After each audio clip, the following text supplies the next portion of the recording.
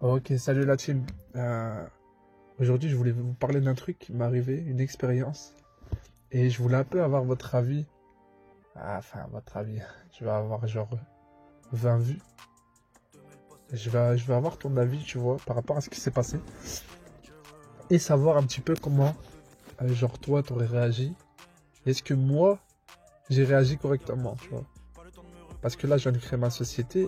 Et on va dire que c'est le premier client vraiment casse-couille, tu vois, qui vient d'arriver. Ça veut dire, je vais t'expliquer un peu comment ça s'est passé. Et tu me diras un peu ce que t'en penses. Ça veut dire là, il y a un mec qui vient. Donc il me dit bonjour et tout, le Yamaha Niken, il est disponible. Ah oui, déjà je pars de la base. Donc en fait c'est un Yamaha Niken. Je sais pas comment ça se dit. Et je l'ai acheté cet été, je l'ai acheté en juillet. Je l'ai acheté 10 000 euros. Je l'ai roulé, franchement j'ai travaillé cet été à l'usine et tout. Je l'ai roulé même pas 10 fois. Même pas 10 fois. Je l'ai roulé quoi 5-6 fois. Je l'ai presque pas roulé. Et là, vu que j'ai créé ma société il y a un mois, j'ai besoin de fonds pour acheter des véhicules. Donc je me retrouve un peu bloqué avec cette moto, je vais la vendre. Alors que je sais que c'est pas la période, l'hiver c'est pas la période et je sais que je vais perdre de l'argent. Mais tant pis. Donc voilà, ça y a ma Niken et moi je l'ai mis à 9200 euros sur le bon coin. Donc c'est tout, il vient me parler, il me dit qu'il est intéressé par le Yamaha Niken et tout. Ensuite, il me demande toutes les factures. Parce qu'en fait, celui que j'ai acheté, c'était le premier propriétaire. Lui, c'était le premier propriétaire, c'est ça. Donc lui, il l'a acheté neuf chez Yamaha. Il l'a acheté plus de 17 000 avec toutes les factures. Et donc, je lui envoie toutes les factures. Toutes les factures. Donc, ok, ça marche et tout. J'envoie toutes les factures. Voilà, tac, tac. Là, je regarde un peu les messages. Ah oui, première chose qu'il me dit. Il me dit... bonjour, je suis intéressé. Donc après que je lui ai envoyé les factures. Je suis intéressé. Je suis un peu embêté par la ligne d'échappement qui n'est pas d'origine. Faut savoir que dessus, il y a un Akrapovic, puisque le Yamaha Niken de base, il fait un bruit dégueulasse. Donc, dessus, il y a un Akrapovic. Et donc, lui, apparemment, ça lui plaît pas. L'Akrapovic, il veut pas. Donc voilà, c'est tout. Il me demande est-ce qu'il y a des griffes. Donc j'explique que oui, il y a une griffe. Donc je lui montre la photo. Et ensuite, il me demande une photo de la carte grise et du compteur kilométrique. Donc, j'envoie l'ancienne carte grise que moi j'ai achetée, où il n'y a pas mon nom dessus, et le compteur.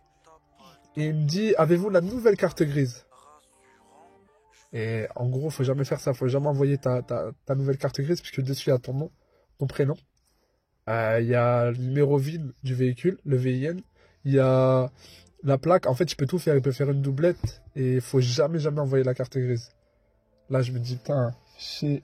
Je me dis, vas-y, c'est tout. C'est un vieux. Parce que, en fait, j'ai vu sa photo. Parce qu'après, il est venu sur WhatsApp. C'est une personne âgée, il y a plus de 60 ans, tu vois. Je me suis dit, bon, vas-y, c'est tout. Je vais lui envoyer la nouvelle carte grise. Au moins, c'est carré, tu vois. Tac. Donc, je lui envoie le double des clés pour qu'il voit bien. Il me dit qu'il va vérifier sur Istovec. Je dis, pas de souci.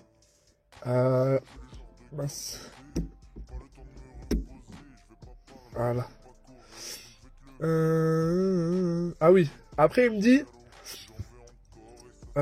j'ai pu vérifier la situation administrative de la moto, donc tout va bien.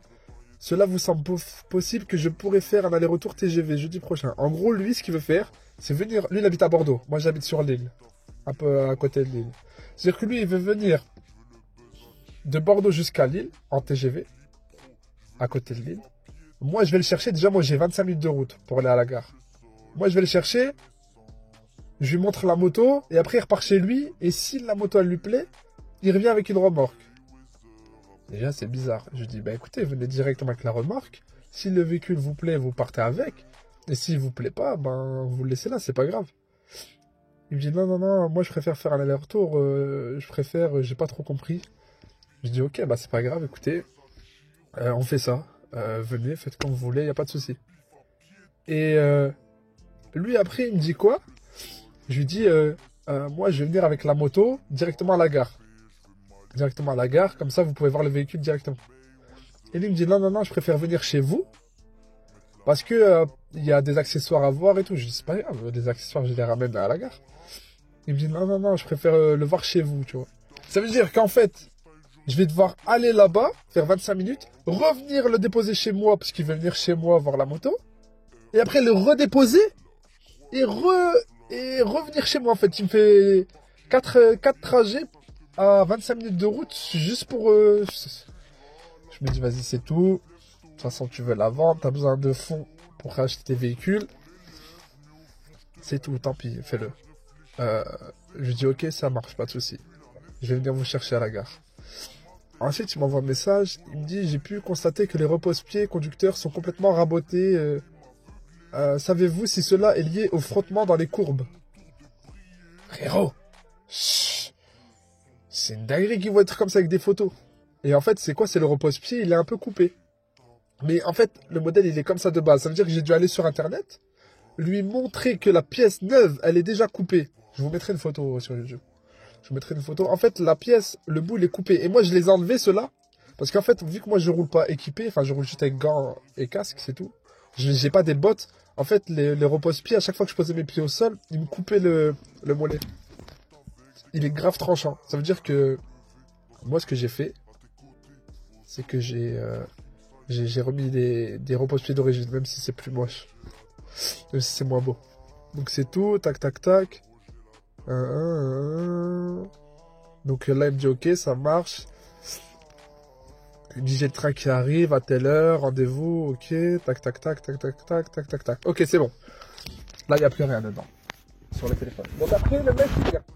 Il vient, il veut le chercher, je le ramène chez moi. Il se pose. Moi, j'ai fait quoi? La moto, elle est dans le garage. Mais dans le garage, tu vois rien, tu vois, il y a une petite lumière. Donc je me suis dit, je vais lui la sortir dehors, en plein jour. Comme ça, tu vois tous les défauts. Je la sors dehors, et lui, il arrive et tout. Et il me dit, ouais, il fait froid, je peux pas voir la moto comme ça, est-ce que vous pouvez pas la rentrer dans le garage? Je dis, ouais, mais la moto, vous allez l'essayer, enfin, je sais pas, vous allez la sortir. Il me dit, non, non, non, je vais pas l'essayer, j'ai mal au dos, est-ce que vous pouvez la rentrer dans le garage et je vais regarder dans le garage? Je dis, ah, ok, d'accord, bon, je dis, c'est pas grave, ok, pas de souci, je vais vous la rentrer. J'ouvre mon garage, je rentre le véhicule dans le garage et tout. Et là, il me dit, ouais, le pneu arrière, il est mort. Donc je regarde, c'est vrai que le pneu arrière, il est usé, c'est vrai. Il est pas mort, mais il est fortement usé, il est bientôt à changer, donc tu vois, pas de souci. Et les deux pneus avant, il me dit qu'ils sont morts. Alors que, frérot... Ouais. Alors que, pour moi, les pneus avant sont pas du tout morts. Ils sont rentrés... Après, je vais vous faire une vidéo des pneus avant. Comme ça, vous savez pas dire que je mens. Pour moi, ils sont vraiment pas en mauvais état. La roue arrière, j'accepte. Parce que là, tu vois, là, elle est usée. Attends, on voit pas, là? Attends, on voit pas, je vais faire comme ça.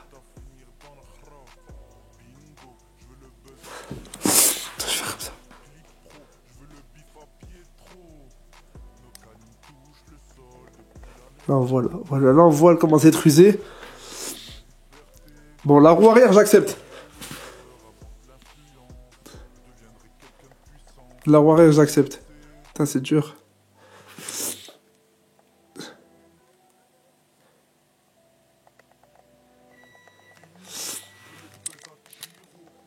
Voilà, ça, c'est le pneu. Bon, on voit pas très bien. Mais ça, c'est le pneu arrière. Voilà, là, on voit bien. Ça, c'est le pneu arrière. Donc, il commence à être usé. Mais ça va. C'est pas la mort. Alors, voilà, ça, c'est la roue avant. Alors, ça, c'est la roue avant. Là, il m'a dit, elle est morte. Hein. Alors qu'elle est pas du tout au témoin. Et ça, c'est la deuxième roue avant. Il m'a dit, elle est morte. Elle est pas du tout morte. Pour moi, les deux roues avant, elles sont pas du tout mortes. Il me dit ça. Il me dit plus, je dois changer le pot Akrapovic, je dois le dégager. Je dois remettre un pot d'origine. Donc ça me fait des frais en plus. Je dis, ouais, mais ça c'est... Excusez-moi, mais ça c'est votre problème si vous voulez changer de pot. C'est comme si moi, vous avez un pot d'origine, moi je vais mettre un Akrapovic, ça mes frais, c'est mon problème. Il me dit, ouais, non, non, ça. Et il me dit quoi d'autre? Il me dit, et la révision des 9000 km. Parce qu'elle a 8005, 8006. Je dis, ouais, ça c'est les révisions, c'est comme ça. Il me dit, ouais, mais moi ça me fait beaucoup de frais et tout. Donc moi je l'ai mis à 9002 et je l'ai acheté 10 000 euros. Je l'ai roulé même pas 10 fois. Il me dit, bah écoutez, moi je vous la prends 8000 euros. Je me suis dit, ah ouais. Je me suis dit dans ma tête, attends, là il est venu de Bordeaux jusqu'à chez moi pour rien, là, il va repartir bredouille. C'est un fou. Je lui dis, ah ouais, non, désolé, c'est pas possible. Ça me fait un peu de peine parce que vous avez fait beaucoup de route pour venir jusqu'ici. Et franchement, là, il n'y a rien de négociable, 8 000 euros. Je vais même pas négocier avec. Tu vois, je suis à 9 200, il est à 8 000, il y a trop d'écart. Et après et tout, je réfléchis et tout. Je me dis, vas-y. En fait, là, en ce moment, j'ai un plan pour acheter des voitures très récentes et tout. Il me faut de l'argent. Et je me dis, vas-y, c'est tout, c'est pas grave. Je vais perdre 1000 euros là. Mais même plus, parce que j'ai acheté 10 000, tu vas perdre 1500 euros. Mais tu vas pouvoir regagner cet argent dans pas longtemps grâce aux voitures que tu vas acheter. Donc je me dis, ok. Je lui dis, écoutez, je vous fais une dernière proposition à 8006. Voilà, c'est mon dernier prix, je ne descendrai pas plus bas. Il me dit, ok, mais j'ai une condition. Là, je suis enrhumé. Il me dit, ok, mais j'ai une condition. Là, je me dis, qu'est-ce qui va me sortir, frère? Il me dit, j'ai une condition. Moi, je vais pas jusqu'à Paris. Je passe pas par Paris. Je dis quoi? Il me dit, ouais, moi, je passe pas par Paris, il faut que vous déposiez la moto après Paris. Derrière Paris. Je dis, ah, mais vous êtes en voiture, enfin, vous allez avoir une remorque. Moi, je suis en moto, tu vois, il fait froid, il pleut et tout. Je vais me faire aller jusque Paris, faire 3 heures de route, la déposer après Paris, sachant que c'est plus ma moto vu qu'il l'a acheté. S'il y a un accident, si je sais pas, on sait jamais, bah je perds tout.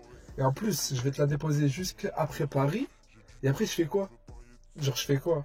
Après, je prends le RER, je reprends un train, je paye un train pour rentrer jusqu'à chez moi. Après, chez moi, comme je vous ai dit, j'ai 25 minutes pour rentrer jusqu'à chez moi, de la gare jusqu'à chez moi. Il va falloir que je dérange ma femme ou je sais pas. Je me suis dit, mais lui, vraiment, tu vois, il est sans gêne, genre, c'est un fou. Il me dit, moi, sinon, je vous la prends pas. Je dis, ah ouais. Tac et tout, je réfléchis. Je me dis, vas-y, c'est tout, dépose-lui sa moto, prends l'argent, investis des voitures, tant pis, c'est une bonne leçon pour toi. Tant pis. Je lui dis, ok, ça marche. Je vais vous déposer la moto après Paris. Tac, ok. Tac. On repart. Je le redépose, tu vois, c'est fini. On s'est mis d'accord. Et après, il me dit quoi sur la route? Il me dit, par contre, le propriétaire d'avant, c'était un riche. Je lui dis, pourquoi? Non, je sais pas pourquoi. Il me dit, bah parce qu'il a acheté 17 000 et il vous l'a revendu 10 000 euros. Je dis, ouais, c'est ça, quand tu achètes neuve et qu'en plus tu mets des accessoires, bah ça coûte cher au final. Dès que tu vends ton véhicule d'occasion, vu qu'il est plus neuf, il perd beaucoup de valeur. Il me dit, ouais, mais c'était quoi son métier?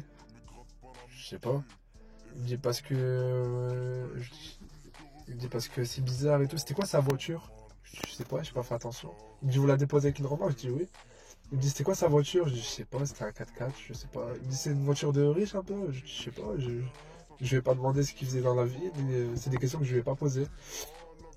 Il me dit, ouais, mais moi, ça m'intrigue. Est-ce que vous pouvez me passer son numéro de téléphone? Je dis, ouais, c'est un fou, quoi. Genre, je dis, ok, pas de souci. C'est-à-dire que moi, je lui ai donné le numéro de téléphone de l'ancien propriétaire et il l'a appelé. Vous imaginez? C'est-à-dire que le premier propriétaire, il a reçu un coup de téléphone d'un potentiel acheteur pour lui dire, ouais, comment t'as fait pour t'acheter ta moto? Je sais pas ce qu'il a dû lui raconter, mais c'est une dinguerie. Et au final, je vais pas spoil, mais voilà. Donc c'est tout.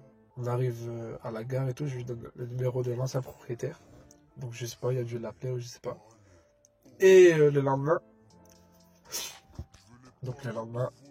il devait faire le chèque de banque, aller à la banque déposer le chèque de banque. Et le lendemain, je reçois un message de lui. Donc je vous le montre tout de suite.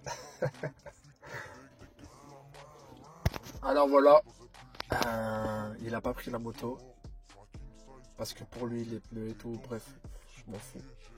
Mais ma question finale, c'est est-ce que parce que dès le départ, j'ai dit à ma femme, ça se voit que c'est un casse-couille. Ça se voit. En fait, les gens qui cassent les couilles comme ça, c'est trop, frère, c'est trop. Les personnes, on dirait plus, parce que c'est une personne qui avait plus de 60 ans, tu vois. Plus ils ont de l'âge, plus ils cassent la tête pour des détails. Et vous savez, moi, mes voitures, quand je les achète, je vous jure, c'est vrai. Mes voitures, avant que j'ai ma société, quand j'étais particulier, je demande les papiers, je demande une photo, je demande des photos et tout. Tac, je regarde, je vous jure que c'est vrai, j'envoie le chèque ou je fais le virement. Et après, je vais chercher la voiture. Genre, je suis pas. Genre, s'il y a des griffes et tout, c'est pas grave. C'est pas grave, c'est des détails, ça. Voilà, lumière, ça, c'est la C4. Bientôt, on sera en M5. On aura des lumières qui marchent. Voilà. Taper un peu dessus. Et ouais, non. J'étais en train de dire quoi? Ouais, je sais même plus ce que je disais, frère. C'est une dinguerie. Attends, j'étais en train de dire quoi déjà? Ouais, c'est ça. Est-ce que. Parce que dès le départ, j'ai vu que c'était un gars qui allait casser la tête. Tu vois? Genre, tu vois, moi, quand j'achète un véhicule, je vais pas faire une manière pour une petite griffe ou un détail, tu vois. Si je veux un véhicule nickel, je vais acheter un véhicule neuf. Si j'achète un véhicule d'occasion, déjà, je vais être moins strict. T'achètes un véhicule neuf, c'est normal, t'es strict à 100%. T'achètes un véhicule qui a un peu d'années, qui a un minimum de kilométrage, bah, tu sais qu'il y aura des petits défauts, c'est pas grave, ça fait partie du jeu. Enfin, je vais pas...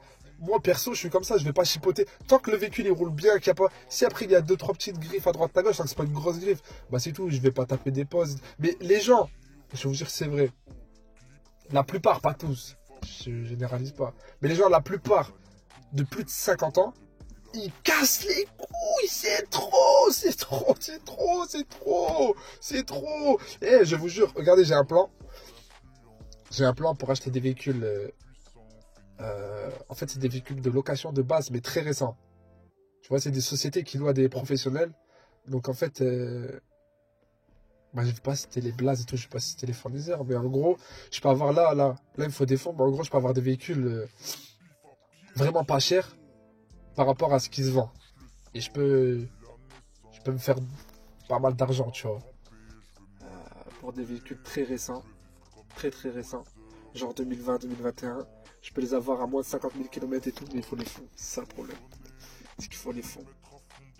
Mais là, vous allez voir, de toute façon, les prochains véhicules que je vais investir, c'est des véhicules très récents.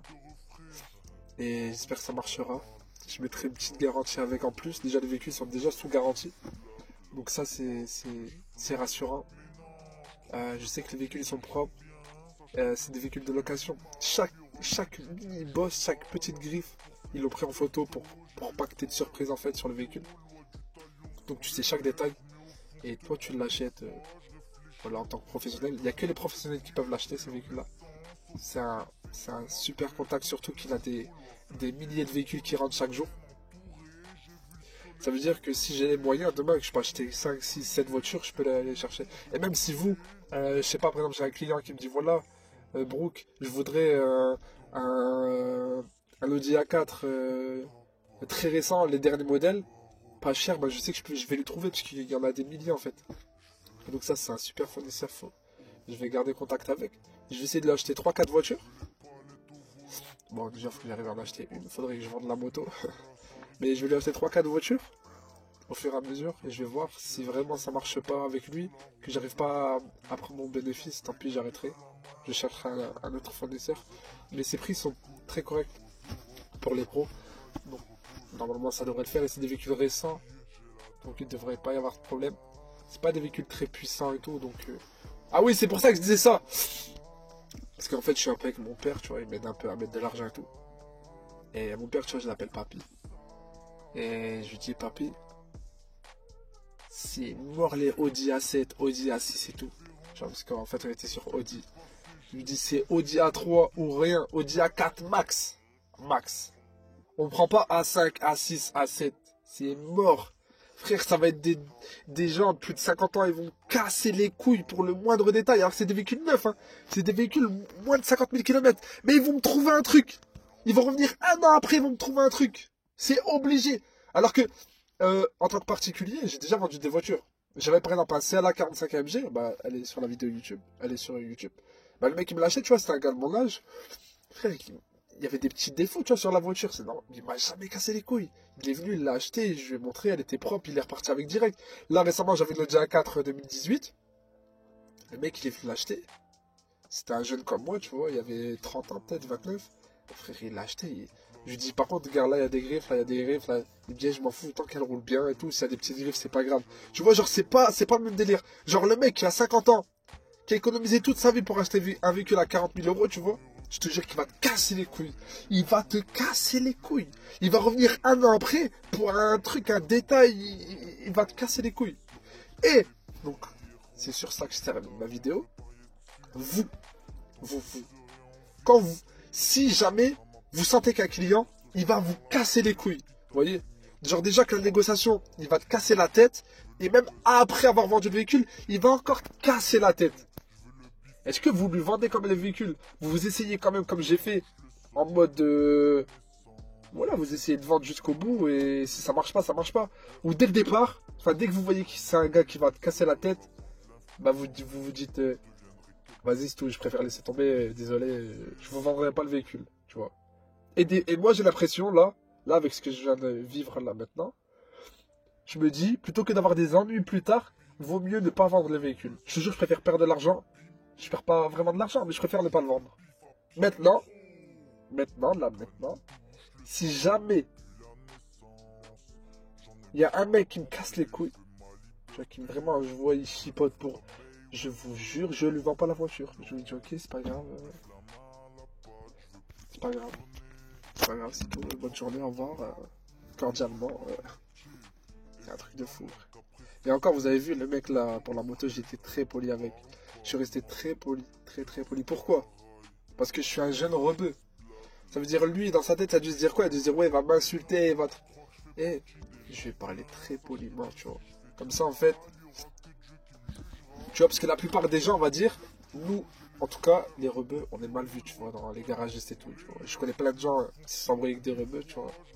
Parce qu'ils mettent des arnaques et tout, tu vois. C'est-à-dire que moi, je dois montrer patte blanche. Je dois redorer le blason des rebeux. Je dois remonter le niveau. Je dois montrer que même si tu me casses la tête pendant 6 mois sur un véhicule et que tu me le prends pas alors qu'on s'est mis d'accord et que truc, c'est pas grave.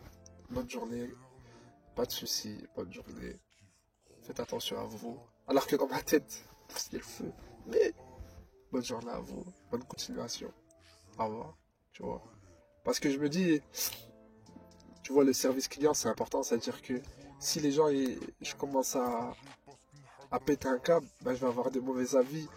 Et même, tu vois, j'ai pas envie d'être dans ce truc-là. Tu vois, là, je fais quelque chose que j'aime. Donc, je veux être carré et je veux que ça fonctionne, tu vois. Enfin, bref. Salut à vous.